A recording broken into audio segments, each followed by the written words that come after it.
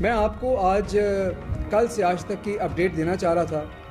اس میں کل شام پولیس کی مدیت میں مقدمہ درج ہو گیا، جو نہ صرف تعزیرات پاکستان کی دفعات کے زیر تحت تھی، بلکہ اس میں اینٹی ٹیررزم ایکٹ اس کی پروویژنس کے تحت بھی یہ مقدمہ درج کیا گیا۔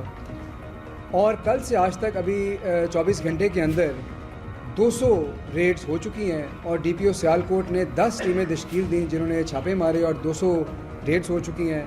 118 لوگوں کو ابھی تک زیر حراست لیا جا چکا ہے، اور اس پہ جو 13 مین اس کے مرکزی کردار ہیں، جو مرکزی ملزمان ہیں، ان کو بھی پولیس گرفتار کر چکی ہے۔ کل آپ کو بتایا گیا تھا کہ سی سی ٹی وی فوٹیج کو ریٹریو کیا جا رہا ہے۔ یہ 160 کیمروں سے یہ فوٹیج لی گئی، جو 12 گھنٹے کی فوٹیج تھی، اور پولیس نے اس کو بھی دیکھا ہے اور اس کی مدد بھی لی ہے ان ملزمان کی شناخت میں اور ان کی گرفتاری میں۔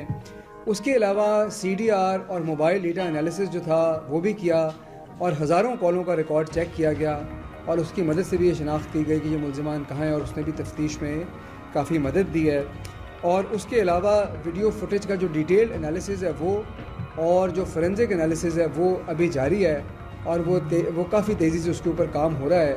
تو یہ 24 گھنٹے کے اندر میں سمجھتا ہوں کہ پولیس کی طرف سے کافی خاطر خواہ اس کے اندر پروگریس ہے، اور یہ تفتیش ابھی بھی جاری ہے۔